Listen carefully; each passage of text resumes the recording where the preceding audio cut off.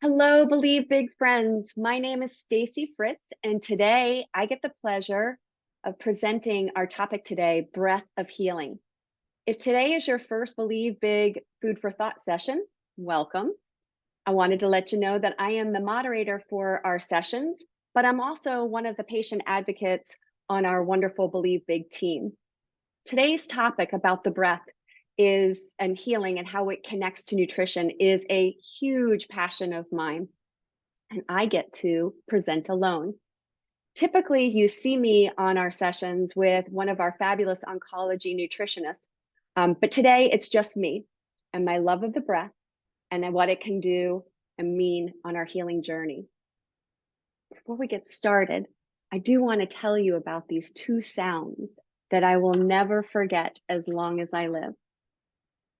The first sound that I will never forget as long as I live is the sound, or was the sound, of my son's first breath when he was born. Right before my son took that first inhale, there was this moment of complete silence, nothing, no sound. And then I heard a gulp of air, a beautiful inhale. It was an in-breath that was so profound, it almost took my breath away. The sound of that first inhale, it changed my life, but clearly it transformed his. That inhale breath filled his small lungs with air and transformed him from relying on my body to grow and thrive into an independent, fully breathing human. For me, it changed me into the best role I've ever had, mom. Now, the second sound that I heard that I will never forget was the sound of my brother's long exhale in his last breath. After a 2.5 year long journey, my brother Brad passed away from colon cancer. He was in his home. It was October of 2020, and he was surrounded by my parents, his children, and me. At just 49 years old, my brother took a short, shallow inhale, and then the sound that I will never forget, one long exhale, followed by complete silence. Two totally different experiences, but I hope you'll agree, two huge transformations. One inhale to begin life's journey, and one exhale to end it. If those two experiences of mine aren't enough to convince you on the transformational power of the breath, how about these facts? The human body can survive 3 weeks without food. The human body can survive 3 days without water. But if you deny the human body just 3 minutes without air, most of us sitting here in this webinar would not be here. We'd be close to death. What an incredible reminder of the importance of the breath in our lives. But you see, it's so often overlooked, and many times it's not viewed as one of the tools that we can use to elevate our health. And what a shame, because it is sincerely powerful. Think about it. When you make the decision to make some health changes because you want to improve your health, what happens? We overhaul our diets. We might swap soda for water. We might even try out a new exercise program. Listen, nutrition, hydration, exercise, all undeniably important. But what about that thing that we do 20 to 25,000 times a day? The thing that we can't live without for just a few moments, breathing. We need to understand that the way we breathe, the quality of our breath, it really impacts whether or not we thrive or we merely tolerate and just survive. So what I want you to take from that comment is, if our breathing is dysfunctional or disordered, it becomes almost impossible to reap the full benefits of the best diet, the purest hydration, and the most rigorous of exercise programs. So today we're going to be talking about this power of this breath and how it can transform us both mentally and physically. Because you see, I believe that there are secrets that are hidden in each inhale and each exhale, secrets that just might help unlock the true potential of our health and well-being. So I'm curious, I'm wondering if you're sitting there thinking, Stacy, why do I need to be learning about breathing? Aren't I already doing it right now? And yes, the answer is yes. But today we're going to be looking at the breath in two different lenses, we'll call it. It's not that there's two kinds of breathing, but we're just going to be looking at breathing in itself two different ways. The first way that we're going to be looking at it is our automatic or our autonomic breathing. The second way we'll get to in just a moment is our controlled breathing. So I want to start with autonomic, okay? And I'm going to give you some examples along the way to make it really tangible, and hopefully you'll be right along there with me. So our autonomic looks like the word automatic, and that's a great way to remember it. That is what you're doing right now. Most of us, it's a natural breathing, it's subconscious. We don't even have to think about it, right? It's essential for survival, right? So we don't pay attention to automatic or autonomic breathing, but we should. And why? Because it's the foundation of our existence. It's something that we just take for granted because we're not really, it's running in the background, it's default, right? For most of us. So I want to give you an example about the autonomic or the automatic breathing. When our youngest son, Aiden, was a baby, he had a really unique way of reacting when he got hurt. Aiden would cry so hard, he'd forget to take a breath, which would then cause him to faint momentarily. The first time it happened, I wish I could see all of your beautiful faces, but let me tell you, it scared the daylights out of me. And I'm sure if this happened to you, it would scare you as well. Despite the reassurance of the many doctors and experts that my husband and I took Aiden to go see, they all reassured us that he was just fine, that he would start breathing again automatically right after he fainted. Follow? Automatic, it just happens. We don't even have to think about it. It was still a terrifying experience, so much so that our kid became actually a legend in the neighborhood. He scared away countless babysitters, and I'm sure his two other brothers are left with a little PTSD. Each time he would cry, each time he would get hurt, he would cry and pass out. But my whole house would just plunge into this nervous silence, waiting for that first breath back to fill the room.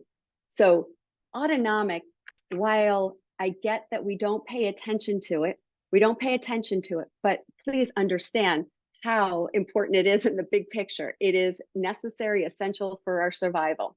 So this ordeal with Aiden taught me a really, really valuable lesson. Yes, the breath is simple. Yes, it is automatic. Yes, we don't pay attention to it, but it is an incredible process. There is so much more going on with our natural autonomic breath than really meets the eye, especially when we consider how our modern lifestyle really impacts our breathing. What I mean by that is many of us, based on our times where there's a lot of stress, and again, if you are on the healing journey, there's an extra layer of stress going on for you. And so for many of us, we become what's called shallow breathers. It's just what happens when we are constantly feeling stress. We tend to breathe in this upper lobes of our lung space. What this does is does not allow us to enjoy a full breath, and it limits our breathing potential. So what does that mean for you? Well, we all start life knowing exactly how to breathe correctly. Perhaps maybe you've seen a baby breathe. They tend to breathe down here in the belly area. But as I mentioned, because of our lifestyle and because we are become shallow breathers, we start to impact the nervous system when we start to breathe like this, way up high instead of nice and wide.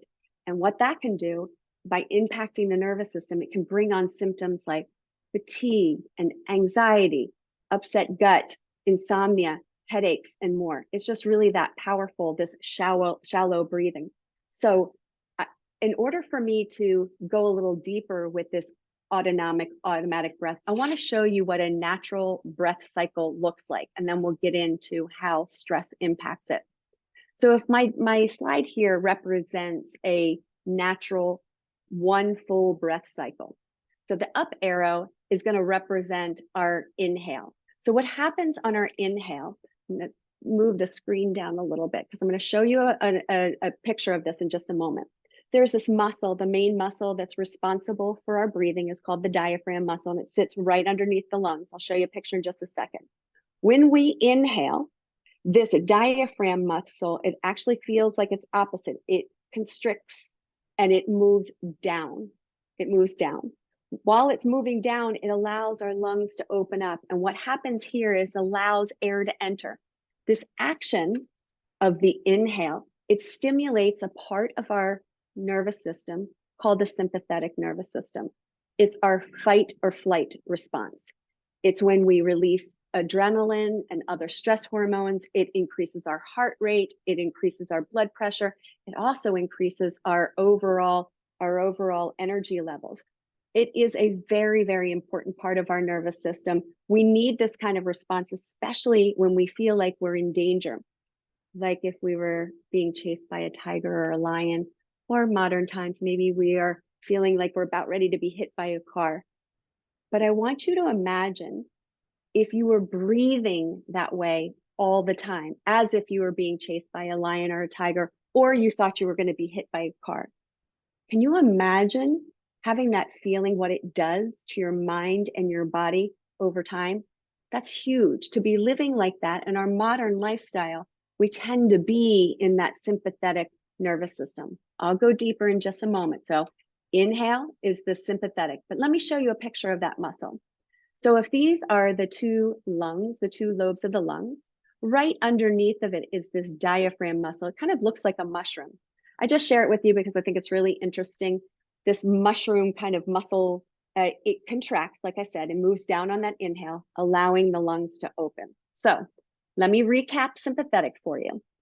Sympathetic part of the nervous system is our fight or flight response. Here are the things that you can associate with that fight or flight response. Digestion and elimination stop. This is why we're connecting it to the food for thought session today. When you are in this overdrive, our digestion and elimination stops intentionally. We need to kick it into high gear. We're high energy. Our heart rate goes up, right? Our blood pressure goes up. The blood's going to the muscles and lungs. We're preparing as we're being chased by that tiger.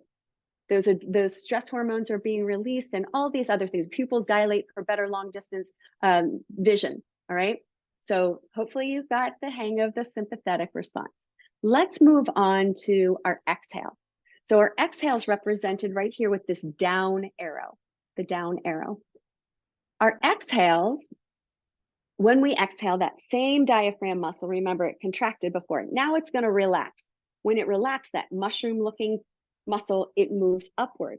So what happens here? When it moves upward, it squeezes the lungs and lets the air out. This process stimulates the part of the nervous system, the other side, the parasympathetic. And the parasympathetic nervous response is our rest and our digest response. This response triggers relaxation. It lowers the heart rate. It lowers the blood pressure. It's the calming part. It's the ah. This response would be a typical response that maybe you're freshly in love. It's the ah. Or maybe you had a really long day at work or wherever you've been, and you plop down on the couch and you ah. It is the relaxation response.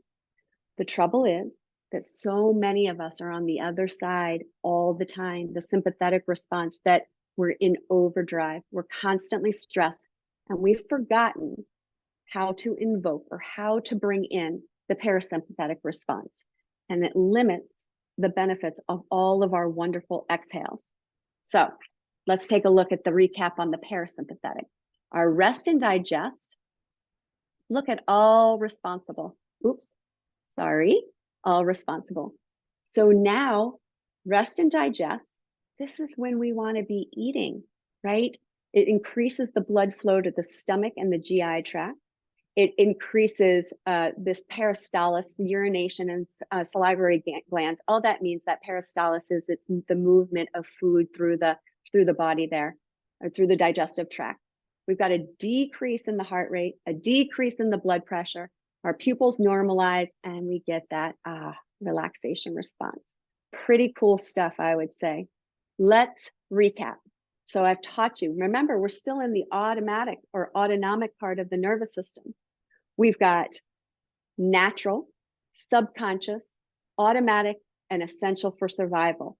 But now we're going to move over to this controlled side. I will come back to that slide to recap for you. Let's go to controlled. So our controlled part of our breathing, this is intentional breathing, friends. What I mean by that, the automatic or autonomic that you're not really thinking about, that's running in default. This is where we start to bring intentionality, on purpose breathing in. And why would we want to do that? We want to be able to manage energy levels. And so what it looks like, it's conscious and intentional. It's controlling our breath. It's learning how to use techniques and rhythms and retention tools and patterns to be able to manipulate how we breathe. All right. It's changing of the breathing rhythm, and it's also breath retention. So what I want to share with you about this is, wouldn't you like to be in control of something that offers you a way to reduce stress, a way to boost your digestion, a way to improve your sleep, a way to balance your mood and your energy, a way to increase your mental focus, a way to reduce your heart rate and your blood pressure and manage pain? I know I love these breath techniques, and I'm really excited about teaching you about them. Wouldn't you like to be in control of the way you're breathing, to be able to manipulate how you're feeling, when you should be eating, if you can't sleep, all of those really, really cool things? I want to circle back just for a moment because I'm going to talk about this later in the presentation, but there is one more part to our breathing that we didn't talk about yet. So if these are inhales and these are exhales, please note, and a lot of people don't realize that we do have these micro pauses in our inhale and our exhale, one at the top of the inhale and one at the bottom of the exhale. And the pause is really this natural break in the breathing process. Why is it there? There's this micro moment at the top of the inhale where the body holds on to the oxygen-rich air for just a moment before the exhale, and why it allows for better oxygen absorption, and it regulates the flow of air and energy to the body, right? That's really cool. It's just this little teeny micro pause. At the end of our exhale, there's also this little micro pause there, and it allows the body to release waste products to prepare for the next inhale. So I want to end the idea before I get into controlled breathing techniques with the ideas that we continue to the relentless pursuit to optimize our health, optimize our healing using food, using movement, using sleep for better health. I want to just share this huge point. There is no tool that is more powerful for our general health and immediate than our breathing.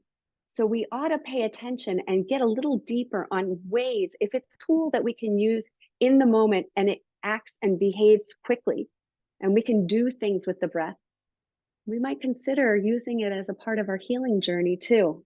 So let's move on to our controlled breathing and how we're going to go about doing that. Already gone through all of that. So controlled breathing, I've already explained to you what we're doing. There's an intentionality to it. I gave you the example of our youngest son for the automatic breath, but I want to give you an example of controlled breathing so it can be a little bit more tangible. I have another son. We actually have 3 sons, and you've heard, this is the last one that you'll hear about. Our middle son is training in the military in this special warfare community. And this story about controlled breathing has become quite uncomfortable for me to tell because as you can imagine, it's you know, a mom telling stories about the military is probably not, people are probably not too settled in that space. So when my son does come home, I'm very torn when he shares information. One, because I really would like to know what he's up to, and yet I dread knowing all the gritty details. So the last time he was home, he, as my husband likes to say, he didn't read the room very well, and he decided to share all the details about his latest training protocol, which is called drown proofing. Drown proofing. So he says drown proofing, and my mind circles back to when he was very little and these Blues Clues floaties on his chubby little arms until he was about 2 years old, when we sent him off to Sweet Miss Debbie at the YMCA to teach him drown proofing. So clearly there's an adult version that my son's getting ready to share. So drown proofing in this context in the military is a water survival skill to teach him to stay calm and composed and effective in dangerous situations using controlled breathing techniques. So our son explained that in order to pass this training, he had to do a handful of things with his hands and his feet tied together. I know, scary, right? He had to bob up and down in the water with his hands and his feet tied together and only lift his face above the water when he needed a breath. He had to float for long periods of time with those hands and the feet bound.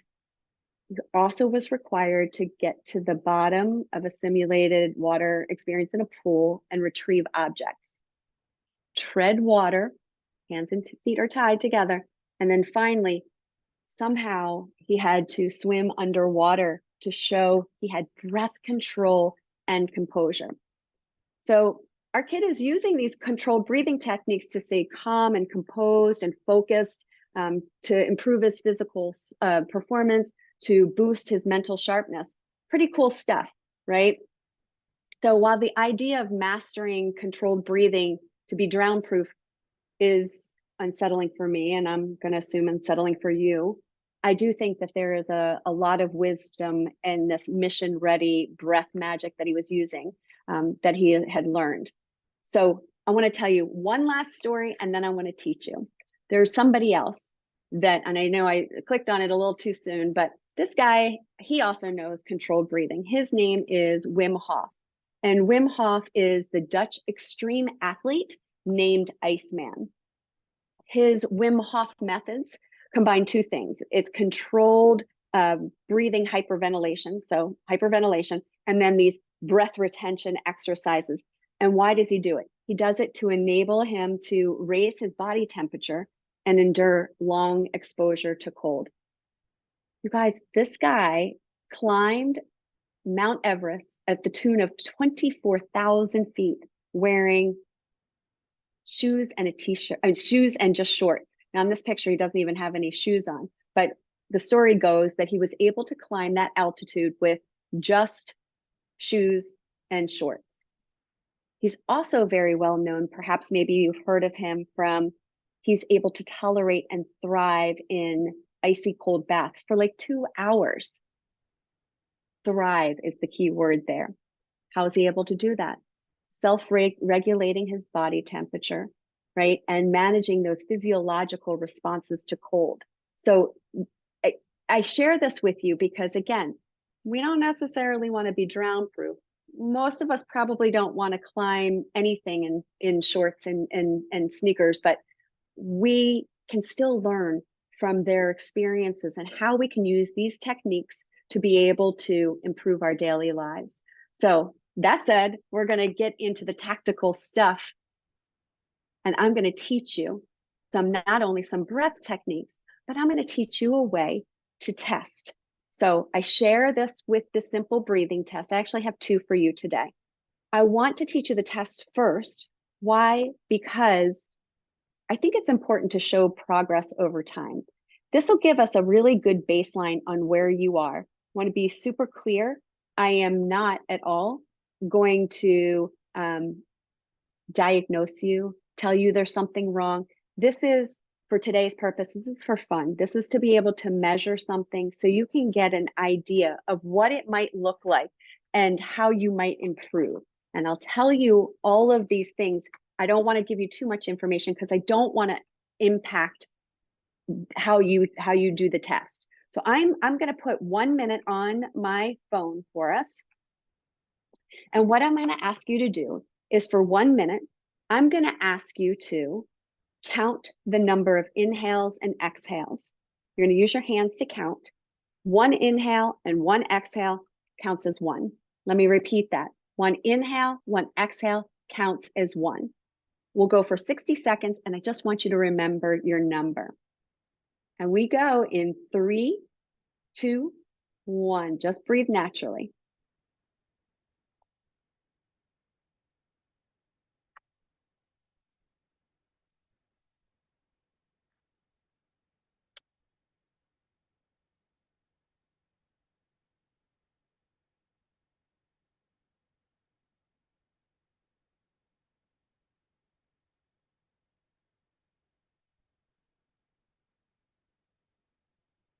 You are halfway there. Keep counting.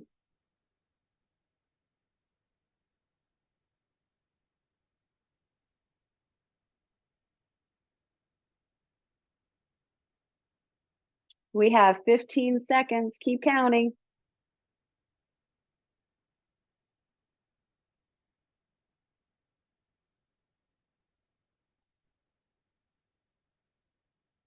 5, 4, 3, 2, 1. Stop. All right, my friends. I hope that you got a good, clear number. Again, reminder, we're not diagnosing anything. We're finding baseline because I know this, what gets measured usually can improve. So grab your number and just hold on to it for a second. Let me show you this diagram here. So typical breathing at resting ranges between 12 and 20 breaths per minute. With conscious, intentional, controlled breathing, we can actually decelerate those breaths down to 5 to 7 breaths per minute. I'll explain why in a moment. And what this does by decelerating it, making less breaths per minute, it allows us a little blood pressure regulation. It allows us to elevate our mood. It allows us to de-stress, all of those things that we might be looking for, whether or not general health or we're on a healing path. So if you were somebody who counted the total number of breaths in 1 minute, less than 12, your number was less than 12, I want you to stay right there. That research says that you are in a fine place where mental and physical health can be optimized in that area. We're going to go lower, don't worry. If you were somebody that breathed 12 to 20 breaths per minute, remember, that's typical. That's typical. That's in the normal range. And I use the word normal very, very loosely. Okay. That's the average person. If you were somebody who had more than 12 breaths per minute, it's above the normal range. But here's what I want to say about this. There's so many reasons why our number of breaths per minute could be elevated. Yes, it's a resting test, but maybe we're sick. Maybe we're anxious. Maybe we're stressed. There are so many different reasons, and our breath patterns change. The idea with using this simple breath test is that we can get a range, we can get a starting number, and then we can start working with our breath techniques to hopefully bring down the number of breaths per minute. Because remember, when we breathe up here, it's this shallow, constricted, really rapid breathing that's going on. That knocks us into sympathetic, which is where we are worried and feeling like we're in danger, feeling like we're getting ready to be hit by a car. You remember that conversation. So I've got one more test for you. Again, super fun. This is a little unusual. This is called the nasal dominance test. And I share this with you because what I want you to start to figure out after I teach you the breath techniques is how you can get in there and manipulate your nervous system. For example, if you're feeling wired and anxious, could you use a breath technique to bring you relaxed and rested? So this test actually talks about nasal dominance, meaning one side where the airflow is more vigorous or more energetic than the other. This test was developed by a German physician named Richard Kaiser. It's not an exact science. I do this test fairly regularly. There's about a 10% failure rate. And what I mean by failure rate is some folks cannot feel this. Doesn't mean there's anything wrong with you. It's just what it is. The best time to use this test is in the morning, before and after meals, and before bed. Here's the other thing. When we do this test, just know this happens automatically, that we switch nasal dominance during the course of the day. It happens about every 90 to 120 minutes. So again, one side's not better than the other. This is just awareness, but we can often control the shift through controlled breathing. Stacy, what the heck are you talking about? Well, your right side nostril is considered the side that where our sympathetic nervous system is dominant. Our left side nostril is the side where our parasympathetic or relaxation side is dominant. So the test goes like this. The true test is you put your finger under your nose, you take an inhale, and then you exhale. Take an inhale and take an exhale. What you're trying to figure out is which side is the air flowing more dominant? Which side is more forceful? Which side do you feel more? If you can't feel it this way, this is a struggle for me. What I do is I use my thumb and I'll take an inhale and I'll breathe out my right side and I'll do my left side. And I'll breathe through my left side. Did I feel like one side is more dominant than the other? Just a test, right? So hopefully the light bulb's going off and you're like, wow, if I can't fall asleep, let me do that test real quick and see which side I'm dominant on. And perhaps maybe I can choose one of those breath techniques to maybe hack the nervous system and get over to that relaxation response. Or because we're talking about food for thought, right before you eat, if you did that test, if you're in the right side, the dominant side, maybe you do a breath technique to figure out how to get into the relaxation side, the rest and digest side. Super important. All right. The fun part. Now, full disclosure, I did this session live yesterday for us.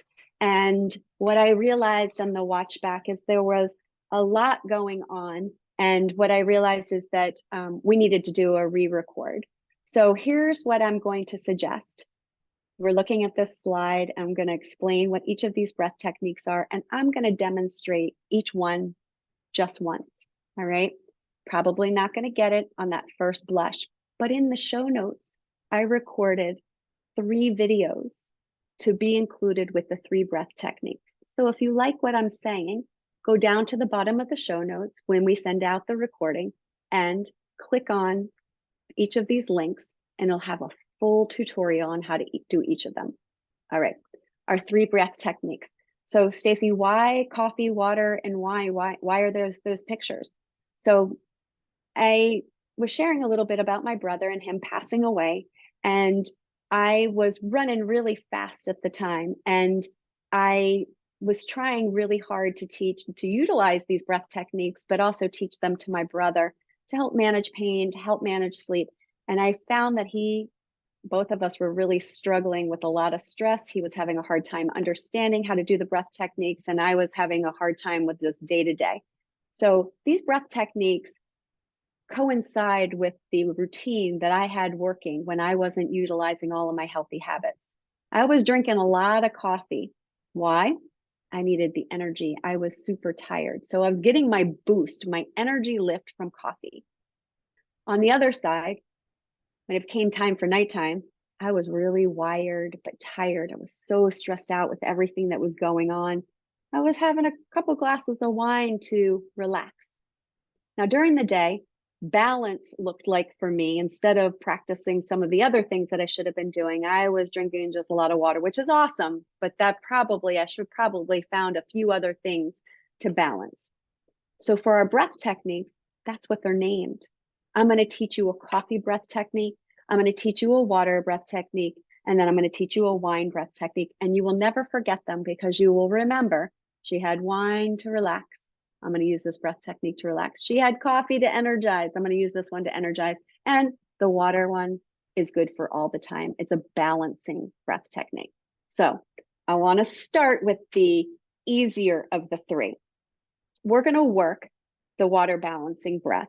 This looks like, when it's done well, about 4 to 6 breaths per minute. It is your go-to breath technique. It works anytime, anywhere. It's also up-regulating and down-regulating. What I mean by that is if you need a little energy, you could use it. If you need a little bit of unwinding, you could still use it.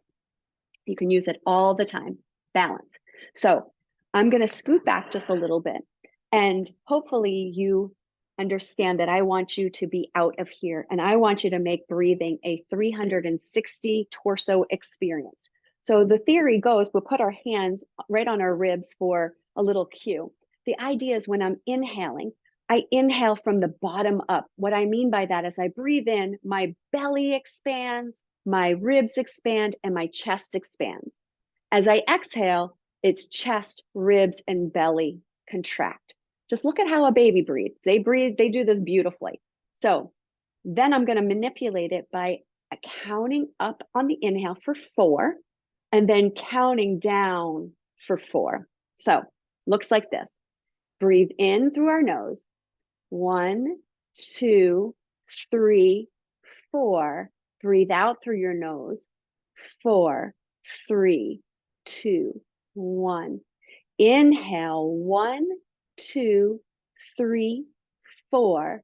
Breathe out, 4, 3, 2, 1. Again, just a reminder, I'm going to move quickly because you're going to have the full-on tutorial. Water breath, good all the time. 4 by 4. Inhale 4, exhale 4. And you do quite a few cycles of that, nice and balancing. The second one I'm going to teach you is wine breathing, also called whiskey breathing. This is down regulating. It's less than 4 breaths per minute, less than 4 breaths per minute. And yes, you can do it. It is an evening relaxer. It helps with digestion and it prepares you for a restful sleep. Here's what I want you to remember.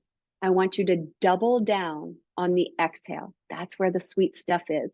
We'll inhale for 4, and then we'll exhale for 8. Takes a little practice. Remember, it's a diaphragm muscle. It needs practice. We're going to go inhale, 1, 2, 3, 4. Breathe out. 8, 7, 6, 5, 4, 3, 2, 1. Breathe in. 1, 2, 3, 4.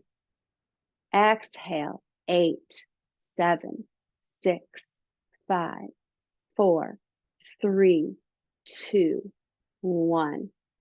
One more time. It is less than 4 breaths per minute. It's a relaxer.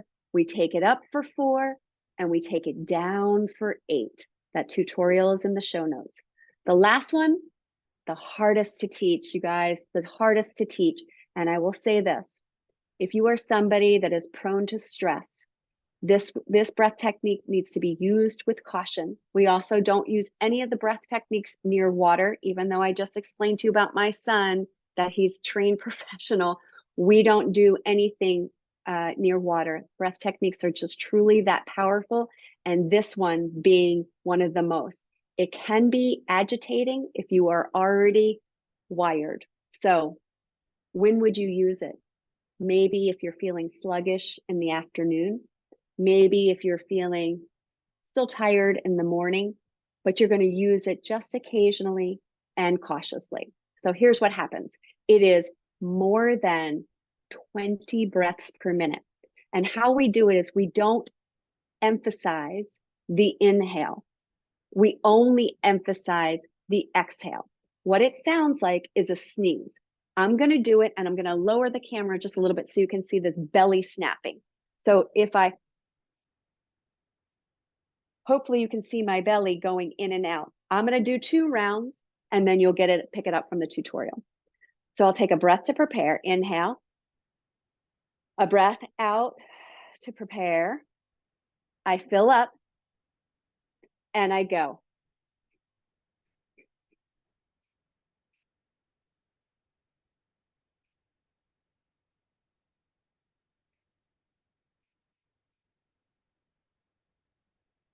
Relax.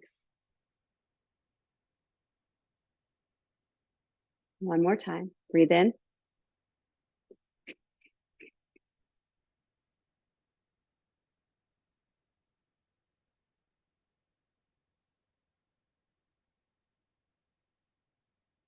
Relax.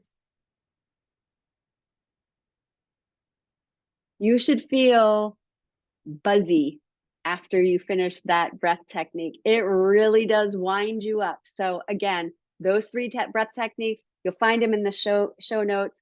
And I look forward to hearing your feedback. They're super fun to do. They work really quickly. You can use them at any time and they have predictable results. So consider adding it to your toolkit. Alrighty, let's get out of here. I'm going to wrap it up with the thing that I didn't talk about in yesterday's food for thought. We had so much going on, but I want to share this with my Believe Big friends. Wherever you are on this path, whether you're a caregiver or whether or not you are actually on the cancering journey yourself, I want to tell you about my oxygen mask principle, and then I want to show you something before we end. So what I didn't share about my brother was he was a pilot. He was a pilot for Southwest, and he was incredibly passionate about flying. And so since his passing, the analogies of oxygen, the breath, flight, turbulence just flow out of me. Like I could just talk about it forever. But in particular, the idea of self-care, the idea that self-care is a priority, because if we don't put into practice ways to take care of ourselves, first and foremost, we can't show up for other people in whatever capacity. In addition to that, if you are on the cancering journey, the oxygen mask principle is huge. There is information coming at you, bombarded in every direction. And sometimes I think, as I journeyed with my brother, I realized that not only for him, being able to place that oxygen mask on to take a breath and duck out of the cancer conversation, but also for me as a caretaker, reminding myself that if I wanted to show up in the best version of myself, I needed to put my own oxygen mask on to find some balance. So I continue to encourage you to think about the oxygen mask when you are journeying. And sometimes it's okay to tap out and ignore the noise and the bombardment of information. Put on that oxygen mask and take a breath. I'm going to invite you to use the wine breath for relaxation. The information will be there when you come back and take off that oxygen mask, but self-care is high priority. And I'm giving you permission in case you didn't, if not that you need my permission, but I want you to take those moments. So I want to share with you this last part of the oxygen mask principle. Here's what's happened since my brother passed away. I am so passionate about breath and breathing because of him. Why? Because we worked relentlessly to heal, but there was another part to it. We wanted to heal without the relying so much on outside tools like painkillers. The reason why, he was a pilot. He wanted to go back to flying. So teaching him breath techniques was challenging. I just mentioned he was stressed. It's not his wheelhouse. He didn't, trying to get him to understand how you can manipulate the nervous system, it was a challenge. So one night before he passed away, I came up with this idea. It literally was the idea that popped into my head in a dream. And I woke up and I said, what if there was a way that we could teach breath techniques, but with more of a visual, more kinesthetic cues? And those were the first thoughts of my new product. I am not sharing with you the new product to sell you because I am actually giving a portion of the proceeds of the sale of my new product back to Believe Big for a variety of reasons. But I did want to show it to you. Why? Because we're talking about the breath. We're talking about the nourishing benefits of the breath. And my product will be here in January of 2024. And I am thrilled to be able to share how to take a better breath. So just allow me to show it to you. This is called the VitaBall. And the VitaBall is a handheld device that you hold in the palm of your hand. It has 2 buttons on it, and the button on the left, it toggles between 5 different breath techniques. Each of those colors represents a different breath technique. Why do I share that with you? I taught you 3 of them today. It comes with a user guide, and this ball, it lights up and it vibrates. So the idea is as the light expands, you're inhaling with the vibration, and take these out. And as you exhale, the light contracts and the vibration contracts. So I share it with you because I love my brother dearly, and he was the inspiration behind the product. And I get to share the product and my love of the breath back with Believe Big. So be on the lookout. I promise I'll tell you all about it, but I was just super excited to give you the information. So I am going to wrap up, and I'm going to wrap up with a call to action for you all. I believe that the breath and well-being is transformative, just the way that first inhale and the last exhale that I explained to it. I believe it can change your life, and I believe that it can add I think it can add joy and calm and relaxation. And it's something that you have. You don't have to pay for it. It's something that you were born with. So why not get a hold of it? I know what that breath has done for me and my brother. And I have a question. The question is, how do you think the quality of your life day to day could improve if you considered not operating on autopilot, being frazzled and wired and tired, but intentionally training your mind and your breath to be able to control that nervous system in order to take a better breath? I look forward to hearing how you like those 3 breath techniques. If you like them, I have this little QR code here, and I would love it if you would scan that QR code and give me a little feedback about what you learned today, any of it. You can talk to me about the tests. You can talk to me about the breath techniques. You can ask me questions about my sweet, beloved brother. You can ask me about the VitaBall. Just know, like I said, I'm one of the patient advocates, and I sincerely look forward to offering you more tools that you might be able to add to your toolbox to be able to feel better on any part of this journey, caretaker or person actually in it. I'm here for you. I love you guys. Thanks for letting me re-record it. Reach out, Stacy at believebig.org. Take care.